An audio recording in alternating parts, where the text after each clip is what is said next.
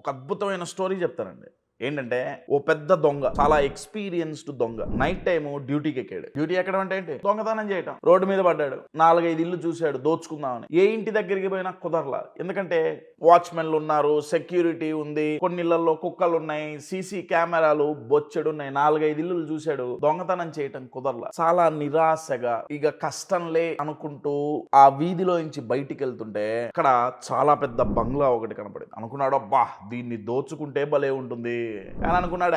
ఎక్కడ కుదురుతుందిలే, ఇంత పెద్ద ఇల్లు అంటే సెక్యూరిటీ చాలా ఉంటుంది, ఇదంతా వర్కౌట్ అయ్యేది కాదులే అని చెప్పి ముందుకెళ్ళిపోతూ ఒకటి గమనించాడు. ఏం గమనించాడంటే సెక్యూరిటీ లేదు. అతనికి ఒక ఆశ కలిగింది, సెక్యూరిటీ లేదు, లోపలికి పోతే అవకాశం దొరుకుతుందేమో. చిన్నగా గేట్ తీసుకొని లోపల పోయాడు. లోపల ఎవ్వడు, సెక్యూరిటీ లేవు, కుక్కలు ఏం లేవు. మెయిన్ డోరు కొంచెం తెరిచి ఉంది. ఇది మీరు బాగా గమనించండి. మెయిన్ డోర్ కొంచెం తెరిచి ఉంది. చిన్నగా ఓపెన్ చేశాడు.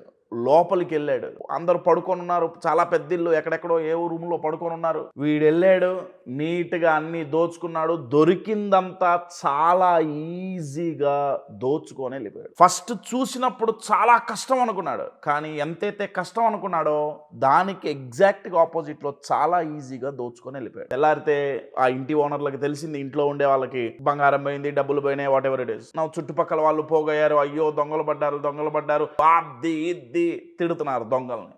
ఆ గుంపులో ఒక తెలివైన వ్యక్తి, సమస్య దొంగోడిలో లేదు, ప్రాబ్లం ఎక్కడుందంటే ఇంత పెద్ద ఇంటికి కాపలా లేకుండా డోర్ తెరిచి పెట్టి పడుకోవటంలో ఉంది. ఈ డోర్ తెరిచి పెట్టుకోవటం వల్ల దొంగోడికి అవకాశం దొరికింది, దోచుకునే అవకాశం. ఇలా మన మైండ్ యొక్క డోర్ ని ఓపెన్ లో పెట్టి చాలా ఈజీగా ఇన్ఫ్లుయెన్స్ అయ్యి మనం చాలా మంది మోసపోతున్నాం.